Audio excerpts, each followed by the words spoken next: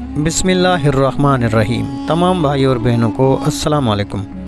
ناظرین گرامی، ابو طالب نے تجارت کی غرض سے شام جانے کا ارادہ کیا۔ نبی کریم صلی اللہ علیہ وسلم نے بھی ساتھ جانے کا شوق ظاہر فرمایا۔ بعض روایات میں آیا ہے کہ آپ نے جانے کے لیے خاص طور پر فرمائش کی۔ ابو طالب نے آپ کا شوق دیکھ کر کہا، اللہ کی قسم میں اسے ساتھ ضرور لے جاؤں گا، نہ یہ کبھی مجھ سے جدا ہو سکتا ہے، نہ میں اسے کبھی اپنے سے جدا کر سکتا ہوں۔ ایک روایت میں یوں آیا ہے، آپ نے ابو طالب کی اونٹنی کی لگام پکڑ لی اور فرمایا، چچا جان، آپ مجھے کس کے پاس چھوڑے جا رہے ہیں؟ میری نہ ماں ہے اور نہ باپ۔ اس وقت آپ کی عمر مبارک 9 سال تھی۔ آخر ابو طالب آپ کو ساتھ لے کر روانہ ہوئے۔ آپ کو اپنی اونٹنی پر بٹھایا، راستے میں عیسائیوں کی ایک عبادت گاہ کے پاس ٹھہرے۔ خانقاہ کے راہب نے نبی کریم صلی اللہ علیہ وسلم کو دیکھا تو چونک اٹھا۔ اس نے ابو طالب سے پوچھا، یہ لڑکا تمہارا کون ہے؟ انہوں نے جواب دیا، یہ میرا بیٹا ہے۔ یہ سن کر راہب نے کہا، یہ تمہارا بیٹا ہو نہیں سکتا۔ یہ سن کر ابو طالب بہت حیران ہوئے اور بولے، کیا مطلب، یہ کیوں میرا بیٹا نہیں ہو سکتا؟ اس نے کہا، یہ ممکن ہی نہیں کہ اس لڑکے کا باپ زندہ ہو، یہ نبی ہے۔ مطلب یہ تھا کہ ان میں جو نشانیاں ہیں وہ دنیا کے آخری نبی کی ہیں، اور ان کی ایک علامت یہ ہے کہ وہ یتیم ہوں گے۔ ان کے باپ کا انتقال اسی زمانے میں ہو جائے گا جبکہ وہ ابھی پیدا ہونے والے ہوں گے۔ اس لڑکے میں آنے والے نبی کی تمام علامات موجود ہیں۔ ان کی ایک نشانی یہ ہے کہ بچپن میں ان کی والدہ کا بھی انتقال ہو جائے گا۔ اب ابو طالب نے اس راہب سے پوچھا، نبی کیا ہوتا ہے؟ راہب نے کہا، نبی وہ ہوتا ہے جس کے پاس آسمان سے خبریں آتی ہیں اور پھر وہ زمین والوں کو ان کی اطلاع دیتا ہے۔ تم یہودیوں سے اس لڑکے کی حفاظت کرنا۔ اس کے بعد ابو طالب وہاں سے آگے روانہ ہوئے۔ راستے میں ایک اور راہب کے پاس ٹھہرے۔ یہ بھی ایک خانقاہ کا عابد تھا۔ اس کی نظر بھی نبی کریم صلی اللہ علیہ وسلم پر پڑی تو یہی پوچھا، یہ لڑکا تمہارا کیا لگتا ہے؟ ابو طالب نے اس سے بھی یہی کہا، یہ میرا بیٹا ہے۔ راہب یہ سن کر بولا، یہ تمہارا بیٹا ہو نہیں سکتا، اس کا باپ زندہ ہو ہی نہیں سکتا۔ ابو طالب نے پوچھا، وہ کیوں؟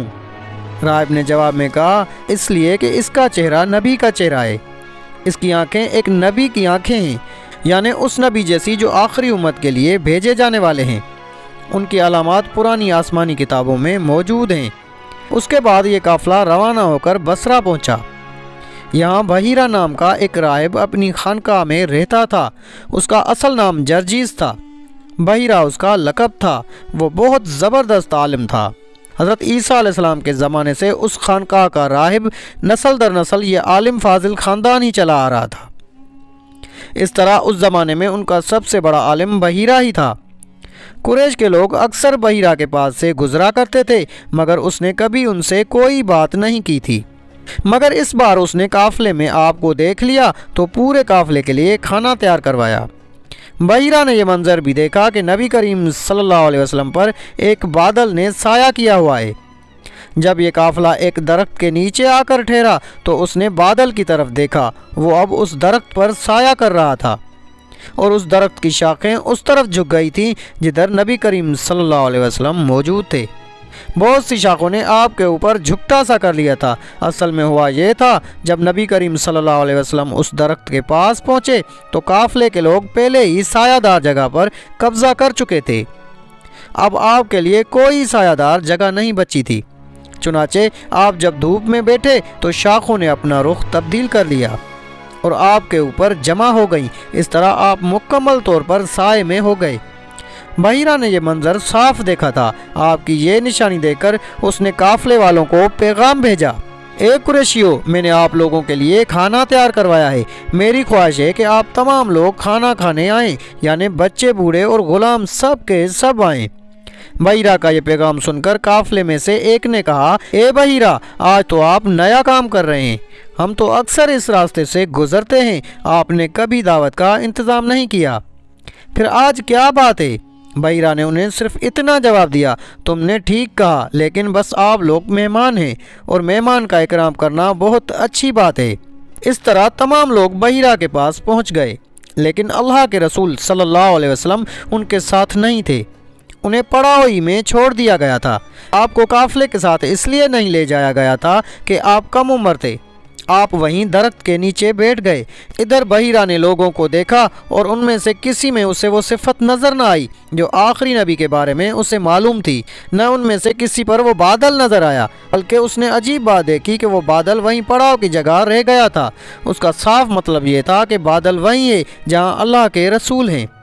तब उसने कहा, ए कुरैश के लोगों, मेरी दावत से आप में से कोई भी पीछे नहीं रहना चाहिए। इस पर कुरैश ने कहा, ए बहीरा, जिन लोगों को आपकी इस दावत में लाना ज़रूरी था उनमें से तो कोई रहा ही नहीं। हाँ, एक लड़का रह गया है जो सबसे कम उम्र है। बहीरा बोला, तब फिर मेहरबानी फरमाकर उसे भी बुला लें। ये किस कदर बुरी बात है कि आप सब आएँ और आप में से एक रह जाए, और मैंने उसे आप लोगों के साथ देखा था। तब एक शख्स गया और आपको साथ लेकर बहीरा की तरफ रवाना हुआ। उस वक्त वो बादल आपके साथ साथ चल रहा था और तमाम रास्ते उसने आप पर साया किए रखा। बहीरा ने यह मंजर साफ साफ देखा। वो अब आपको और ज़्यादा गौर से देख रहा था और आपके जिस्म मुबारक में वो अलामत तलाश कर रहा था जो उनके कुतुब में दर्ज थीं। जब लोग खाना खा चुके और इधर उधर हो गए, तब बहीरा आपके पास आया और बोला, मैं लात और उज़ा के नाम पर आपसे चंद बातें पूछना चाहता हूँ। जो मैं पूछूँ आप मुझे बताएं। उसकी बात सुनकर आपने फरमाया, लात और उज़ा बुतों के नाम पर मुझसे कुछ न पूछो। अल्लाह की कसम, मुझे सबसे ज़्यादा नफ़रत उन्हीं से है। अब बहीरा बोला, अच्छा तो फिर अल्लाह के नाम पर बताएं जो मैं पूछना चाहता हूँ। तो आपने फरमाया, पूछो, क्या पूछना है।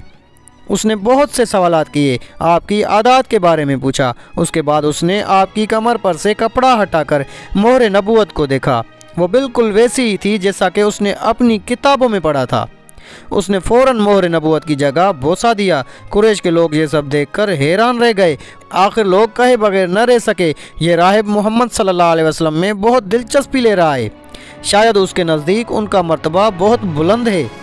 इधर नबी करीम सल्लल्लाहु अलैहि वसल्लम से बातचीत करने के बाद बहीरा अबू तालिब की तरफ आया और बोला, ये लड़का तुम्हारा क्या लगता है। अबू तालिब ने कहा, ये मेरा बेटा है। उस पर बहीरा ने कहा, नहीं, ये तुम्हारा बेटा नहीं हो सकता। ये हो ही नहीं सकता कि इसका बाप जिंदा हो। अबू तालिब को यह सुनकर हैरत हुई। फिर उन्होंने कहा, दरअसल ये मेरे भाई का बेटा है। बहीरा ने पूछा, इसका बाप कहाँ है। अबू तालिब बोले, वो फोत हो चुका है। उसका इंतकाल उस वक्त हो गया था जब ये पैदा ही नहीं हुए थे। ये सुनकर बहीरा बोल उठा, हाँ, ये बात सही है। और उनकी वालदा का क्या हुआ। उनका अभी थोड़े अरसे पहले ही इंतकाल